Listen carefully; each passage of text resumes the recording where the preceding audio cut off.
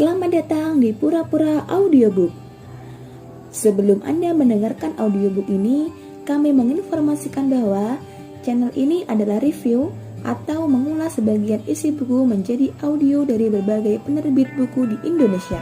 Untuk membaca keseluruhan buku, kami menyarankan membeli buku aslinya di toko kesayangan Anda, baik online maupun offline, dan lebih lagi langsung kepada penulisnya.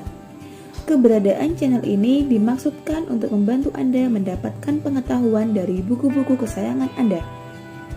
Pura-Pura Audiobook membantu Anda membaca buku dengan audio.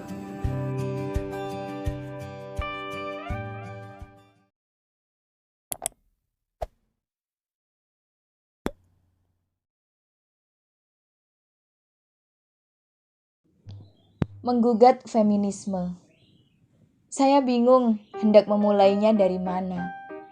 Apakah saya harus bahagia atau sedih?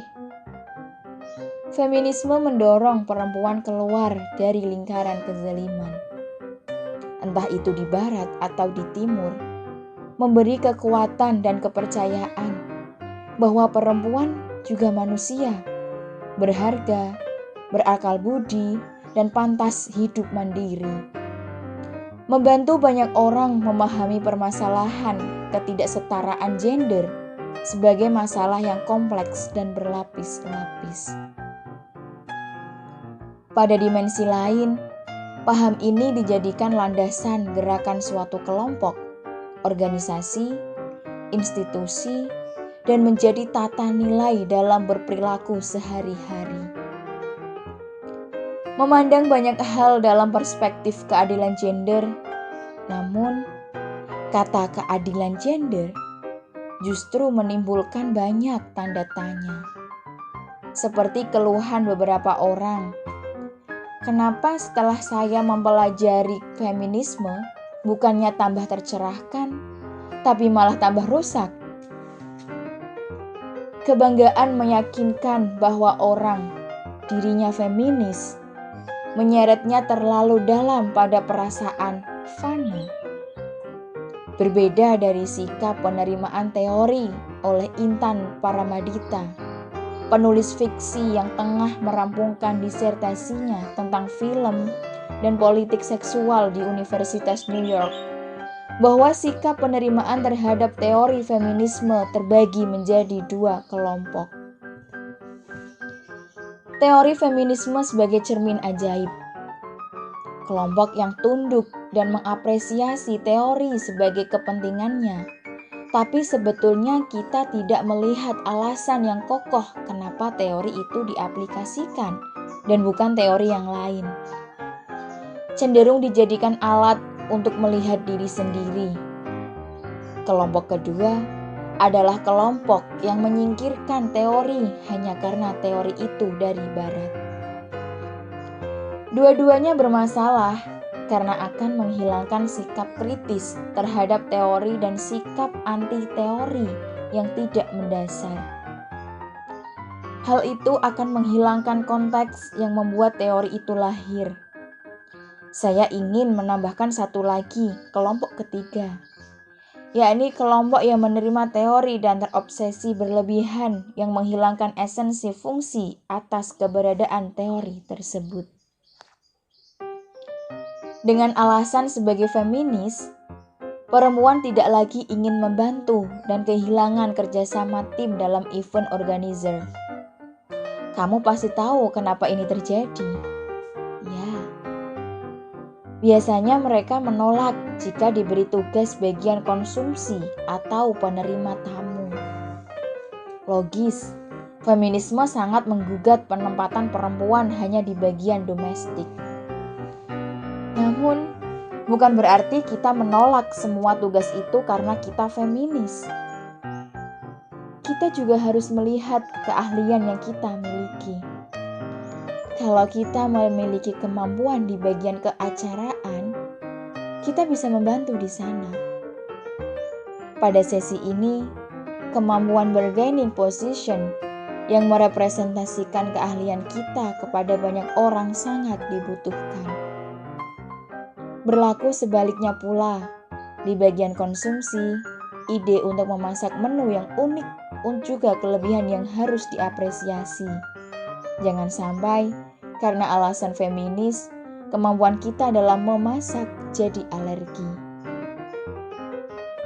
Feminis tidak membuatmu menjauhi apa yang benar-benar kamu senangi. Bahkan meski itu memasak atau bersih-bersih, feminis membantu kita untuk berani memilih. Pilihan kita tidak dan atas dasar kemauan orang lain, tapi karena diri kita sendiri menyukainya, merasa bebas, dan menemukan kebahagiaan. Dengan alasan feminis, membenci setiap laki-laki, tidak mau menikah, tidak mau kenal, atau perkara lain yang menjadikan laki-laki sebagai tersangka utama. Paham ini tidak mewariskan dendam kesumat dan tidak menyudutkan jenis kelamin laki-laki sebagai pelaku. Ingat kata-kata Betty Friedan, "Men are not the enemy but the fellow victim. The real enemy is women's denigration of themselves." Siapapun itu, baik laki-laki atau perempuan, yang membuat seseorang atau orang lain underestimate adalah tersangka dalam feminisme. Jadi, bukan jenis kelaminnya, tetapi sikap yang jauh dari perilaku keadilan gender. Lagi-lagi, karena feminis, dia menggugat panggilan orang lain terhadapnya. Ingin dipanggil perempuan, bukan wanita. Saya pernah membacanya dalam satu pedoman pengkaderan salah satu organisasi keperempuanan, bahwa kata perempuan berkonotasi positif dan wanita berkonotasi negatif. Dalam etimologi Jawa, wanita berasal dari frasa wani ditoto, yang berarti berani diatur. Wanita dimaknai berdasarkan sifatnya yang cenderung tunduk dan patuh. Sementara kata perempuan, per, memiliki arti makhluk dan empu berarti mulia, tuan, dan mahir. Perempuan dimaknai sebagai makhluk yang dimuliakan. Perempuan yang tidak ingin dipanggil wanita bukan korban dari etimologi barat yang dikatakan Edi Aha Iu Benu.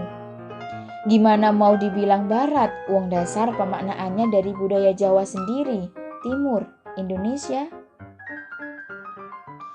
Yang menjadi persoalannya bukan berkonotasi negatif atau positif, tetapi obsesi perempuan sehingga terjebak definisi.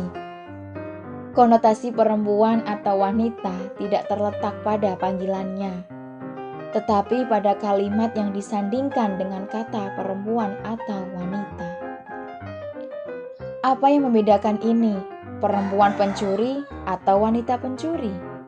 Ya, apapun sebutannya, yang dimaksud wanita atau perempuan pada kalimat itu adalah orang yang mencuri. Tidak, saya tidak ingin mengutuk Komnas Perempuan, Pemberdayaan Perempuan, atau organisasi lain yang ada nama perempuannya. Maksud saya, konotasi negatif dan positif bagi seseorang adalah apa yang melekat pada dirinya, sikap, tingkah laku, dan tutur katanya. Biar hati-hati, kata perempuan tidak membuat sikap menjadi baik. Sebaliknya kata wanita tidak membuat sikap menjadi buruk. Alasan-alasan feminitas di atas membuat perempuan gampang marah, frustasi, kesal, depresi. Semoga tidak sampai bunuh diri. Apa yang paling kentara saat orang marah? Jika tidak sikap, ya tutur kata. Namun, yang lebih sering galak jadi identik dalam kaum feminis. Komunikasi penting untuk menyampaikan pesan kita. Saat kita mudah marah karena tindakan atau sebutan yang tidak esensial, yang tersampaikan kepada orang lain itu bukan pesannya, tapi marahnya. Nggak mau kan? So, apa perlu saya membahas persepsi? Feminis harus galak. Pada tulisan berikutnya,